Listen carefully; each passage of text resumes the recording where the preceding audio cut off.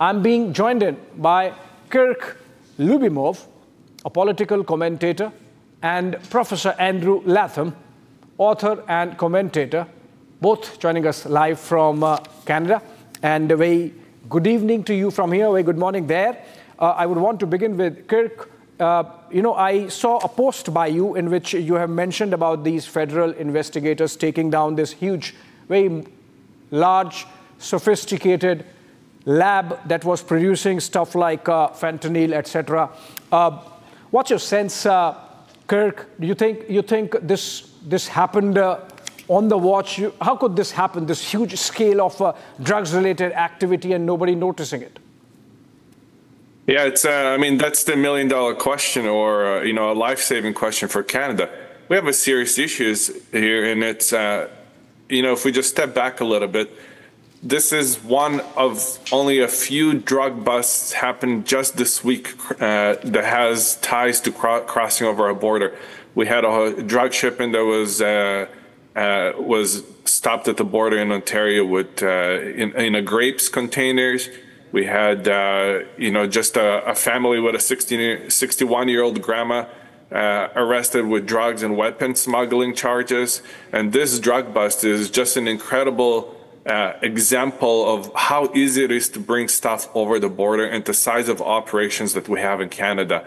The fact that nobody really clued into it before, and how did we get to arresting only one person is such an interesting question here. As you said before, the drug bust here had the potential to make over 90 million doses of lethal fentanyl doses there's enough there to kill every Canadian over 2.5 times, which is just incredible. So, and one of the interesting things about this discovery of the different chemical compositions that's in that lab was that it had the same signatures to make drugs as the cartels down in Mexico and Southern America do.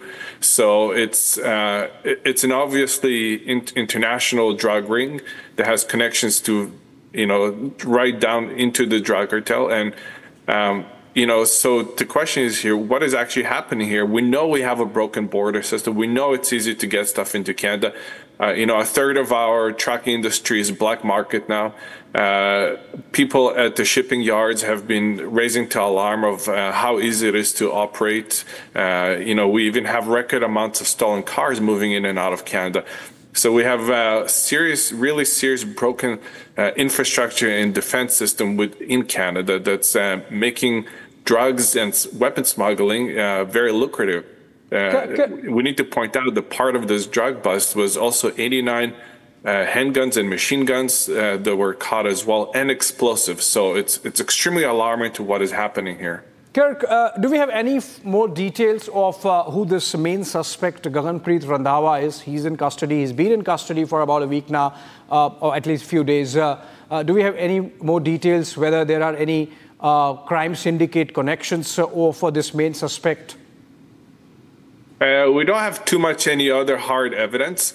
This individual, it seems like, has been arrested before on some similar charges, which is, again, raising the alarm of why he's even walking around free. This location, actually, of where this main bust, so this was one of 3 busts connected to the same operation.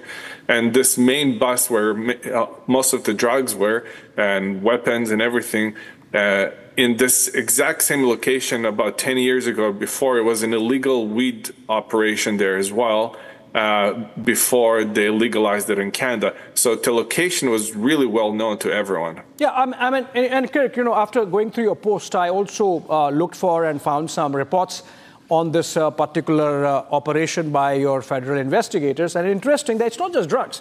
So you see, apart from those drugs and the precursors, investigators also seized a total of 89 firearms, which included 45 handguns, 21 assault rifle, AR-15 style assault rifles, and some machine guns.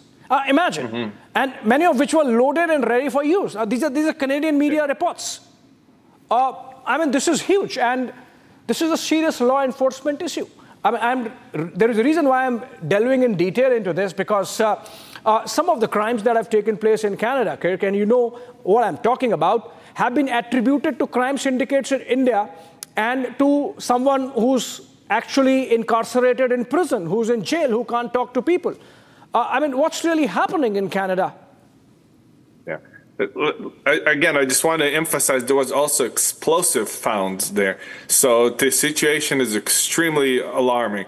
It's, and the guns had silencers as well. So this is a full-blown operation, a full-blown crime operation.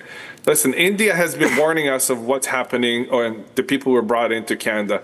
They even warned us of suspected terrorists that did smuggling drugs and weapons into India, who is working for Canada Border Service Agency.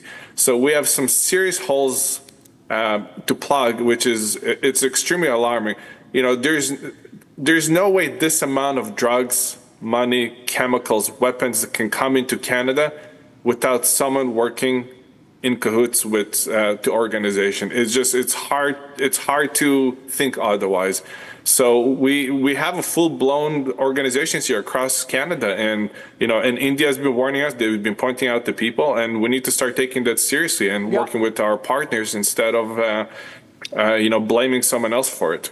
Let me take this to Professor Latham now. Professor Latham, are there going to be any political costs given the scale of this criminal activity that has been unearthed? I mean, Kirk says, and which is true, that India has been warning through its interlocutors to Canada and the Canadian authorities that you are unfortunately becoming a safe haven for criminal gangs which are causing harm to India, but ultimately they might come to harm you as well, which seems to be happening, Professor Latham.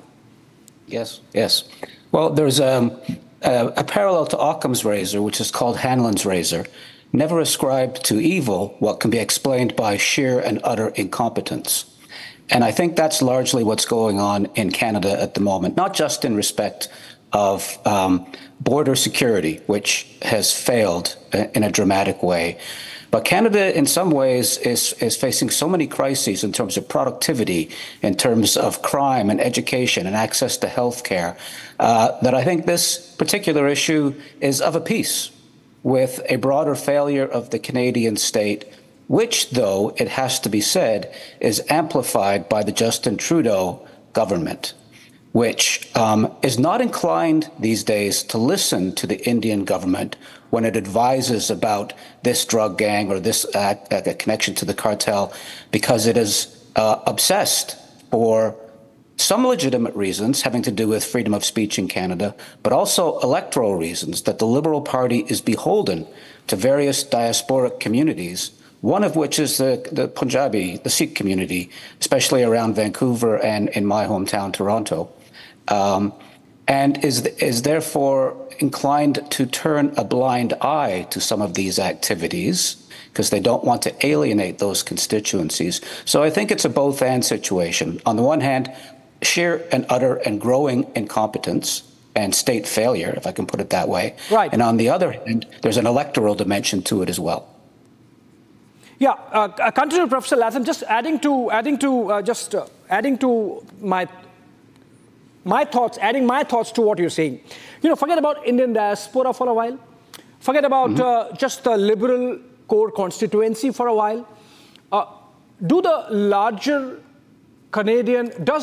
Canadian population, the people of Canada, so the citizens, people who have to live there forever, do they see this as a serious issue? Yes. Yes. This amongst several others. So the Trudeau government is the least popular government since people have been doing surveys around these things in the whole history of Canada. The Conservatives, it's a complex political situation right now, but the Conservatives under Pierre Poilievre are leading in the polls by 20, 30%. I mean, if there were an election today or tomorrow, the Trudeau government would be out. Because, to answer your question directly, the Canadian people are utterly disaffected. Utterly disaffected. They are accustomed to having very few handguns on the streets. They are accustomed to not facing this kind of drugs crisis. They are accustomed to not having to deal with potentially friendly governments in China and India being in a very hostile relationship now with Canada. And I could go on and on and on. There are so many reasons why Canadians are disaffected. It's showing up in the polls. And as I said, if there were an election today, the Trudeau Liberals would be out across the country. How do I know this? Recently, there have been 2 by-elections in Canada, one in Toronto, in a seat that has been a Liberal seat forever. They lost it. And one in Montreal, not too far from Pierre Trudeau's, sorry, slip of the tongue, Justin Trudeau's constituency that they've held forever, that they also lost. And those are just harbingers of things to come. They lost those seats because Canadians are utterly disaffected. Yeah. And, you know, I was going through a press release, Kirk, of the RCMP, and they have mentioned there that the agencies have spent about $500,000 by then, possibly more now, on cleaning up the place. And they're writing, interestingly, that this is Canadian taxpayer money. So the citizens of Canada are paying for these failures of the present government. Perhaps my question, how soon we are going to see some consequences, political consequences for these failures coming in?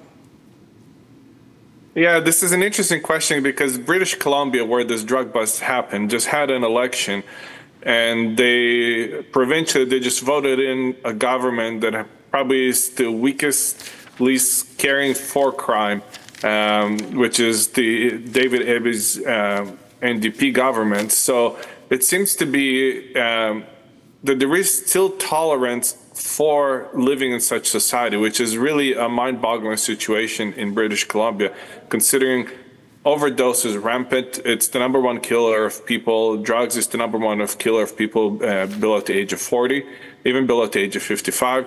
So these drug smuggling operations are directly the leading cause of deaths in many Canadians, many places. So. And yet we still support leaders who do not really do much about it. And that's including, you know, the secondary situations here is, you know, the costs in our healthcare, the costs in our law enforcement, and the rampant money laundering in our real estate, which is, I mean, there's plenty of reports done in British Columbia of how many millions a day getting laundered just through the casinos there. So, and that impacts everyday Canadians. And yet, at the local level, there still seems to be quite a bit of tolerance by Canadians. This is an issue that too many people are sleeping on. It's surprising what you say, Kirk, but I just hope and wish that in the interests of the Canadian citizens themselves and the people would understand that there are costs coming in of that indulgence which you are talking about, this tolerance you are talking about, and hopefully that would change. Godspeed to you both and to the people of Canada. On that note, thank you so much, Kirk and Professor Latham, for joining us.